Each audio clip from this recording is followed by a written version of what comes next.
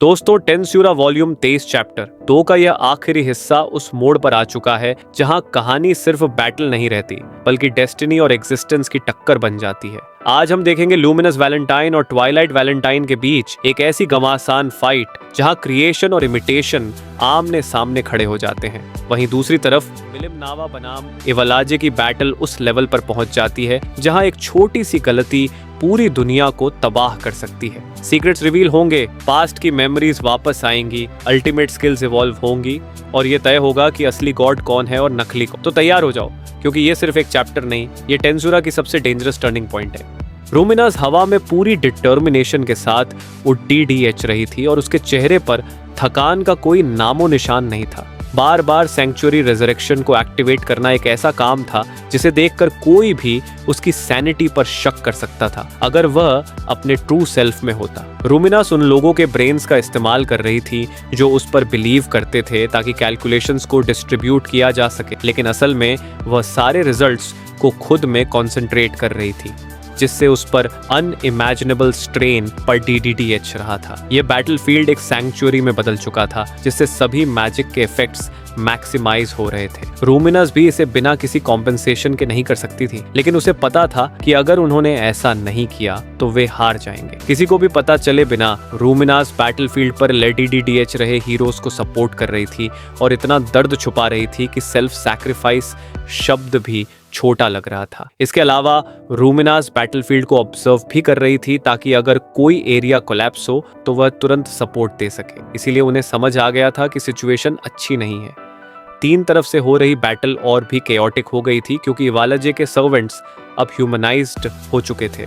Ultima अच्छा कर रही थी लेकिन बाकी जगह हालात ठीक नहीं थे। शायोन ने भी वेस्ट में बैटल ज्वाइन कर ली थी और अच्छी फाइट दे रही थी, लेकिन सिचुएशन एडवांटेजेस नहीं थी। इसके बावजूद बेनीमारू जो ईस्टर्न एरिया में कमांड कर रहा था वह हाई स्पिरिट्स में था। यह नेचुरल था क्योंकि बेनीमारू ने रिमुरु की रिटर्न को नोटिस कर लिया था। अब जब उनके जनरल वापस आ गए थे तो वे हार नहीं सकते थे और इसी विश्वास के कारण बेनीमारू और भी डेयरिंग और टेरिफाइंग डिटर्मिनेशन के साथ कमांड कर पा रहा था। बेनीमारू की स्पिरिट पूरे टेम्पेस्ट एग्जीक्यूटिव्स तक पहुंच गई थी और सभी कॉन्फिडेंस के साथ ऑर्डर्स फॉलो कर रहे थे। रूमिनस ने भी एडमिरेशन के साथ सोचा कि बेनीमारू क्या इनक्रेडिबल मैन है। ह्यूमैनिटी डिफेंस फ्रंट सुनने में अच्छा लगता है, लेकिन यह अलग अलग फैक्शंस का एक अलाइड फोर्स है। अगर वे यह बैटल हार गए तो ह्यूमैनिटी डूम हो जाएगी, लेकिन इमोशनल लेवल पर डाउट्स होना नेचुरल था। बेनीमारू के इंस्ट्रक्शंस ने इन एंजाइटीज को ब्लो अवे कर दिया था। जब हार सामने दिख रही थी तब भी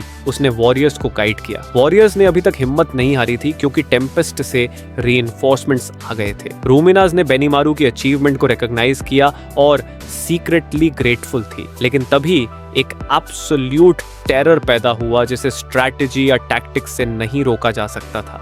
बॉस इवलाजे ने ह्यूमन फॉर्म ले लिया था और मूव करना शुरू कर दिया था। सिचुएशन होपलेस थी, लेकिन तभी एक मिरेकल हुआ। मिलिम ने बैटल ज्वाइन करते हुए कहा कि माफ करना, मैंने इंतजार करवाया। मिलिम के साथ साथ यूकी भी वापस आ गया था जो कंप्लेन कर रहा था कि वो असिस्टेंट नहीं है। Moderate clowns, demon king Leon और जल्लारियो भी वहां थे। हेवनली एम्परर एल्मीसिया और सिल्विया की मेगस ऑर्डर भी बैटल ज्वाइन करने वाली थी। रूमिनास को सबसे ज्यादा खुशी हीरो क्लोए को देखकर हुई। क्लोए ने स्माइल करते हुए कहा कि वह समय पर आ गई और यह आखिरी बार होगा। रूमिनस ने भी एनर्जी रिगेन की और फाइनल बैटल के लिए एंथुजियास्टिक हो गई। वेल्डोरा भी वहां आ गया था जिसे देखकर रूमिनस ने इग्नोर किया। फिर रीइंफोर्समेंट्स आए और हर कोई वहां गया जहां उनकी सबसे ज्यादा जरूरत थी। मिलिम ने इवलाज की जिम्मेदारी ली और क्लोई भी उसे सपोर्ट करने गई। रूमिनास जानती थी कि क्लोई फ्यूचर देख सकती है, इसलिए उसने क्लोए पर भरोसा किया। यूकी और बाकी लोग माय की मदद करने गए। अल्टीमा स्विम के खिलाफ लड़ीत रही थी और वे ही थे जो एडवांटेज में थे। माय को हबताकी के खिलाफ मुश्किल हो रही थी। वेल्डोरा उस क्लिफ की तरफ गया जहां शियोन, गोबुता और रंगा काकेयाशी के खिलाफ स्ट्रगल कर रहे थे। लियोन और जलारियो भी क्रिप्टिड्स का शिकार कर रहे थे। सब कुछ ठीक चल रहा था, तभी रूमिनस की स्पाइन में एक चिल दौड़ी गई, एक ऐसी प्रेजेंस जिसे उसने पहले कभी फील नहीं किया था। रूमिनस मुद्दी और देखा कि वहां एक हैंडसम मैन खड़ा था जो रूमिनस जैसा दिखता था। उसने ब्राइट रेड सूट और ब्लूइश टर्टलनेक पहना था। उसकी गोल्डन और सिल्वर डेमोनिक आईज हेट्रोक्रोमिया चमक रही थी। ये आदमी अनडाउटेडली ट्वाइलाइट वैलेंटाइन था, वह प्रोजेनिटर गॉड जिसे करेरा की जजमेंट बुलेट ने डिस्ट्रॉय कर दिया था। ट्वाइलाइट ने स्माइल करते हुए कहा कि रूमिनास उसकी ग्रेटेस्ट मास्टरपीस है और वह अपने पेरेंट्स को इतनी आसानी से सरपास नहीं कर सकती। उसने बताया कि अपने हार्ट और मेमोरीज का बैकअप रखना बेसिक्स है। रूमिनास को उसका एटीट्यूड पसंद नहीं आया, लेकिन वह जानती थी कि डिवाइन एंसेस्टर कितना ट्रबलसम हो सकता है। ट्वाइलाइट ने कहा कि वह रिकवर हो गया है और पहले से ज्यादा स्ट्रॉन्ग है। उसके हाथ में ओरिजिन ब्लड स्पीयर था जो जाहिल के पास हुआ करता था। रूमिनास समझ गई कि ट्वाइलाइट ने अपनी मेमोरीज को ओरिजिन ब्लड के साथ सिंक्रोनाइज किया होगा। असल में ट्वाइलाइट का हार्ट पूरी तरह इंफॉर्मेशन में कन्वर्ट होकर वेल्जार्ड के अंदर अथॉरिटी के रूप में था, लेकिन ओरिजिन ब्लड में उसका बैकअप एक्टिवेट हो गया था। अब ट्वाइलाइट के पास ultimate skill Angra Mainyu king of evil था। रूमिनस ने बिना देर किए नाइट रोज सोर्ड निकाला और मेल्ट स्लैश अटैक किया, लेकिन ट्वाइलाइट ने उसे ओरिजिन ब्लड से ब्लॉक कर दिया और रूमिनस को पनिश करने की बात कही। रूमिनस को एहसास हुआ कि शक्ति का अंतर बहुत ज्यादा है और वह हेड ऑन नहीं जीत सकती, लेकिन रूमिनस काम थी क्योंकि उसे भरोसा था कि अगर कुछ बुरा हुआ तो क्लोई उसे वार्न कर दे। बैटलफील्ड पर बेनीमारू ने घायल वॉरियर्स को इवैक्यूएट करने का ऑर्डर दिया क्योंकि रेजरेक्शन मैजिक खत्म हो सकता था। इवलाजे ने चेरी ब्लॉसम गोल्ड और प्लैटिनम पिंक बालों वाली एक ब्यूटीफुल वुमन का फॉर्म ले लिया था और मिलिम और क्लोई उसे टेंसुकाकू के ग्रेट हॉल में ले गए थे। हिनाता ने बेनीमारू से पूछा कि क्या सब ठीक होगा, तो बेनीमारू ने कहा कि रिमुरु वापस आ गए हैं। मसयुकी भी खुश था, लेकिन उसने बताया कि वलाजे का ह्यूमन फॉर्म उसे लूसिया की याद दिला रहा है, जो रुद्रा की बहन और मिलिम की मां थी। वेलग्राइंड ने कहा कि चिंता की कोई बात नहीं है। टेस्टरोसा, करेरा और बाकी लोग भी वहां पहुंच गए थे। स्वे ने बताया कि एनिमी कमांडर्स पर कंसंट्रेट करने का प्लान काम कर रहा है, लेकिन इवलाजे में आए बदलाव ने चिंता बढ़ा दी थी। बेनीमारू ने रूमिनास की तरफ देखा, जो मिस्टीरियस मैन से लेडी डीडीएच रही थी। रूमिनास ट्वाइलाइट के खिलाफ हार्ड फाइट कर रही थी, लेकिन उसे पुश बैक किया जा रहा था। ट्वाइलाइट ने रूमिनास से अपनी पावर वापस मांगी। रूमिनास ने डैम्ड ब्लड टेक्निक यूज की, लेकिन ट्वाइलाइट पर उसका कोई असर नहीं हुआ। रूमिनास ने एक ट्रैप सेट किया और स्पिरिट डिसइंटीग्रेशन यूज किया, लेकिन ट्वाइलाइट जिंदा बच गया क्योंकि उसकी सोल स्पीयर में स्टोर थी। ट्वाइलाइट ने रूमिनास की गर्दन पकड़ डीडीएच ली और उसकी लाइफ फोर्स सक करने लगा। उसने बैरियर लगाकर रूमिनास को आइसोलेट कर दिया। ट्वाइलाइट ने कहा कि वह डिसअपॉइंट है कि उसकी मास्टरपीस ज्यादा रेजिस्ट नहीं कर पाई। रूमिनास सोचने लगी कि ट्वाइलाइट उसे मास्टरपीस क्यों कहता है, जबकि वह कॉम्बैट एबिलिटी में सबसे बेस्ट नहीं थी। रूमिनास को फैंटेसी लाइब्रेरी का एक्सेस भी जन्म से मिला था, जो अननेचुरल था। रूमिनस ने ट्वाइलाइट से पूछा कि वह उससे क्या चाहता है। ट्वाइलाइट ने कहा कि डिटेल्स मैटर नहीं करती, तुम्हें बस मरकर मेरा फूड बनना है। रूमिनस को अपनी बर्थ की मेमोरीज याद आने लगी। ट्वाइलाइट ने उसे लूमिनस नाम दिया था। रूमिनस ने जॉइंट लॉक्स का यूज करके ट्वाइलाइट की पकड़ डीडीएच से खुद को छुड़ाया। अब रूमिनास को समझ आ गया था कि ट्वाइलाइट के ट्रू इंटेंशंस क्या हैं। रूमिनास ने फिर से अटैक किया, लेकिन ट्वाइलाइट ने उसे बुरी तरह इंजर कर दिया। रूमिनास ने हार नहीं मानी और पूछा कि वह उसे मास्टरपीस क्यों मानता है। रूमिनास ये सवाल इसलिए पूछ रही थी ताकि समय मिल सके और क्लोए की मदद आ सके। रूमिनास ने ट्वाइलाइट को इंस्टिगेट किया कि वह क्रिएटर होने का सिर्फ नाटक कर रहा है। ट्वाइलाइट ने गुस्से में रूमिनस को खत्म करने का फैसला किया। रूमिनस ने अपनी फाइनल बैटल शुरू की और अपनी सीक्रेट टेक्निक रोजा एस्पडा फ्लीटिंग रोज ब्लेड यूज की। नाइट रोज सोर्ड के टुकड़े रोज पेटल्स में बदल गए, जो डेथ के कंसेप्ट को एम्बॉडी करते थे। यह अल्टीमेट स्किल एस्मोडियस से स्ट्रेंथन्ड था। ट्वाइलाइट ने इसे चाइल्ड्स प्ले समझकर इग्नोर किया, लेकिन पेटल्स ने उसे डैमेज दिया। रूमिनस जानती थी कि वह ट्वाइलाइट को नहीं मार सकती, लेकिन उसे उम्मीद थी कि क्लोई हेल्प करेगी, लेकिन क्लोई की तरफ से कोई रिस्पॉन्स नहीं आया। ट्वाइलाइट खड़ेड़ा हुआ और बोला कि उसे अपना गोल पूरा करके वेल्डानवा को वेलकम करना है। वेल्डानवा का नाम सुनकर रूमिनस शॉक हो गई। अगर वेल्डानवा वापस आया तो फोर्सेस स्प्लिट हो जाएंगे। रूमिनस ने सोचा कि रिमुरु डेफिनेटली रेजिस्ट करेगा। ट्वाइलाइट ने ओरिजिन ब्लड स्पीयर में पावर डाली और रूमिनस के चेस्ट को पियर्स कर दिया। रूमिनस जमीन पर गिर गई। क्लोए की मदद नहीं आई। तब रूमिनस को एहसास हुआ कि क्लोई मदद के लिए इसलिए नहीं आई क्योंकि उसे आने की जरूरत नहीं थी। रूमिनस को सब याद आ गया। उधर टेस्टरोसा और मल्टीनेशनल आर्मी बैटलफील्ड पर आ गए। फ्रे और उसके फ्लाइंग ट्रूप्स ने आसमान संभाला। हिनाटा ने मिड्रे को वेस्ट में भेजा क्योंकि रूमिनस मुश्किल में थी और वहां हीलिंग की जरूरत थी। गेरूडो और उसके येलो नंबर्स भी आ गए। बेनिमारू ने वॉरियर्स को इनकरेज किया। टेस्टारोसा, कारेरा और उल्टिमा अपने अपने टारगेट्स की तरफ बढ़े।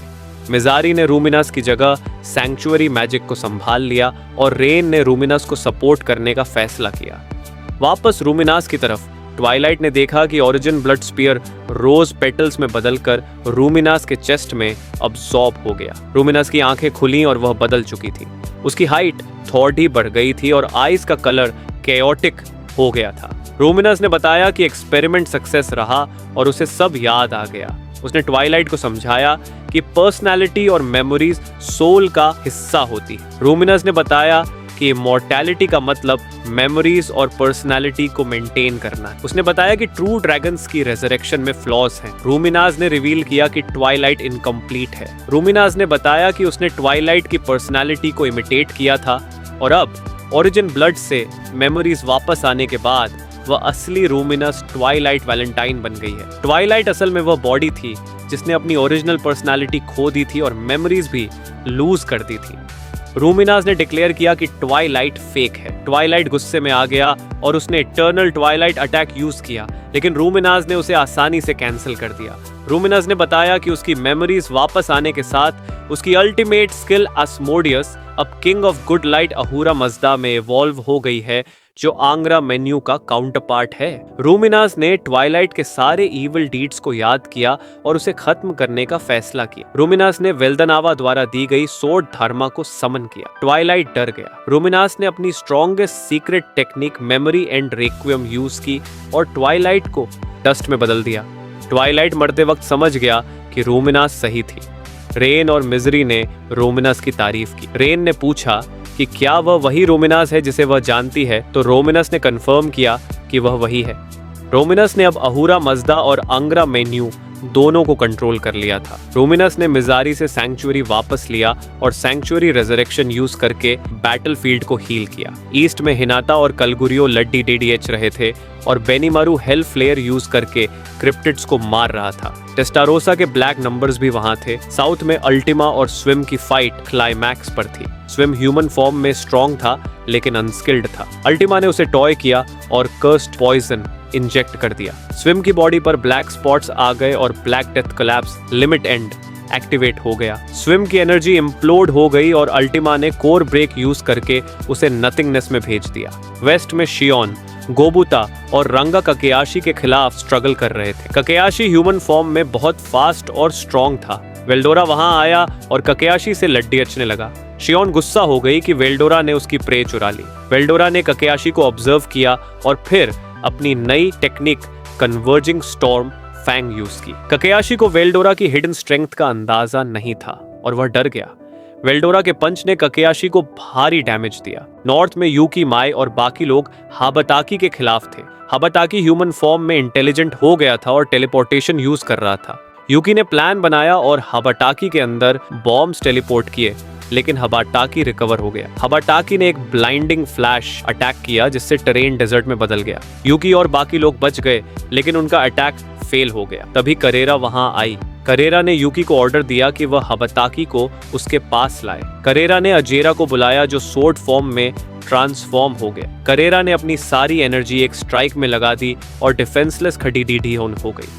यूकी ने हाबताकी को करेरा के सामने टेलीपोर्ट किया। करेरा ने ओबोरो रयू की अल्टीमेट टेक्निक फ्लैश निनो में यूज की और हाबताकी को एक ही स्ट्राइक में बीच से कर्व हार्ट दिया।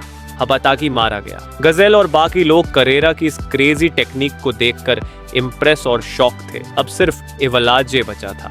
टेंटसुकाकू के अंदर मिलिम और इवलाजे की फाइट चल रही थी। इवलाजे ने ह्यूमन फॉर्म ले लिया था और वह मिलिम के साथ प्ले कर रहा था। मिलिम ने असुरा समन किया, लेकिन इवलाजे ने जेनेसिस क्लास सोर्ड काइंडनेस कारमा निकाल ली। मिलिम ने नोटिस किया कि इवलाजे उसकी अटैक से सीख रहा है और स्ट्रॉन्ग होता जा रहा है। क्लोए ने हेल्प करने की कोशिश की, लेकिन इवलाजे ने अपनी सोर्ड छोड़ डचकर क्लोए को मुक्कों से मारा और उसे ब्लो अवे कर दिया। क्लोए घायल हो गई, लेकिन उसने हार नहीं मानी। मिलिम फिर से इवलाजे पर टूट पड़ी।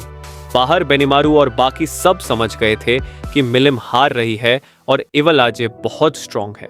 वेल्डोरा इवलाजे से लड़ने जाना चाहता था, लेकिन बेनिमारू ने उसे रोका। बेनिमारू ने कहा कि यह फाइट नहीं वॉर है और अगर मिलिम हार रही है तो उसे अकेले नहीं लड़ना चाहिए।